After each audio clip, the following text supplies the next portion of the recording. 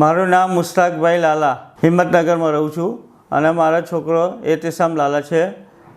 એને 2020ના અંદર ટીબીનો brain TB થયો હતો. તો એને બ્રેન ટીબીના ટ્રીટમેન્ટમાં ઇન્જેક્શનો આપવામાં આવ્યા હતા મેકાસિનના. એનાથી સાંભળવાનું લોસ થઈ ગયું હતું. Myself Dr. Sheshaw. I am an ENT surgeon at SGBP Hospital. આ પેશન્ટ મને few months ago અહીંયા SGBPમાં મળ્યા હતા. એની હિસ્ટ્રી એવી છે કે એને 2020માં બ્રેઇન મેનિન્જાઇટિસ થયું હતું, ટીબી મેનિન્જાઇટિસ થયું હતું અને મલ્ટી ડ્રગ રેઝિસ્ટન્સ ટ્યુબરક્યુલોસિસ હતું. રૂટીન કન્વેન્શનલ મેડિસિનથી એને રિસ્પોન્સ નહોતો આવ્યો એટલે પછી એને કમ્પલસરી ઇન્જેક્શન મિકાસિનનો એપ્રોક્સિમેટલી 3 monthsનો કોર્સ આપવો પડ્યો હતો અને એનાથી એને ઘણું સારું થયું. પણ ઇન્જેક્શનની સાઇડ ઇફેક્ટથી એને બંને બાજુ ટોટલ હિયરિંગ લોસ થઈ ગયો, bilateral sensory hearing loss. Even hearing એડ્સથી બી એ રિસ્પોન્ડ નહોતો કરતો.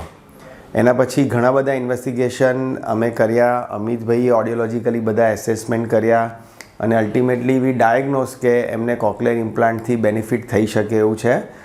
અને અમે ડિસેમ્બર 2023માં આઈ થિંક 3 weeks અગો અમે એને કોક્લિયર ઇમ્પ્લાન્ટ કર્યું. આજે એનું કોક્લિયર ઇમ્પ્લાન્ટ અમે સ્વિચ ઓન કર્યું છે અને કોક્લિયર ઇમ્પ્લાન્ટથી he is able to listen.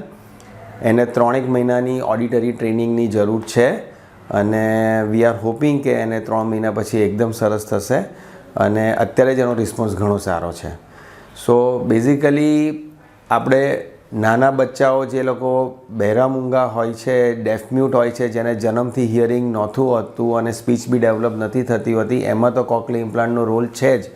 પણ પોસ્ટ લિંગ્વલ પેશન્ટ કે જે લોકો એડલ્ટ પેશન્ટ છે, જે લોકોની સ્પીચ પહેલાં ડેવલપ થઈ ગયેલી હોય છે પણ એ લોકોને બી કોઈક વાયરલ ઇન્ફેક્શન ઇન્ડ્યુસ કે ડ્રગ ઇન્ડ્યુસ કે આવી રીતે હિયરિંગ લોસ થાય છે ઘણીવાર અનનોન પેથોલોજીના લીધે, એ બધામાં બી કોક્લિયર ઇમ્પ્લાન્ટનો સારો રોલ છે અને this is one of that kind of patient.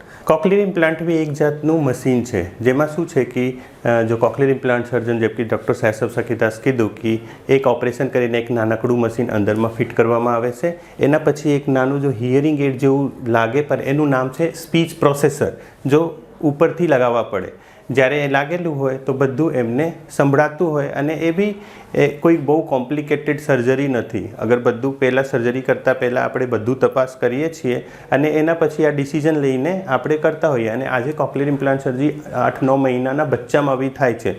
તો એવું કોઈ બહુ વધારે રિસ્ક ના હોય કે હા સર્જરી કર્યા પછી સંભળાશે નહીં સંભળાશે. એના પહેલાં આપણે બધી પ્રિકોશન લઈને બધું ટેસ્ટ કરીને પછી ડિસાઇડ કરતા હોઈએ. એટલે વર્લ્ડ વાઇડ અગર જોવા જઈએ તો આનું સક્સેસ જો રેટ છે એ 98%થી વધારે છે. હોસ્પિટલના અંદર અમને બહુ સરસ રિસ્પોન્સ મળ્યો અને એનાથી એમને સાંભળવાનું ચાલુ થઈ ગયું છે. SGBP holistic hospital, allopathy, Ayurveda એवं योग.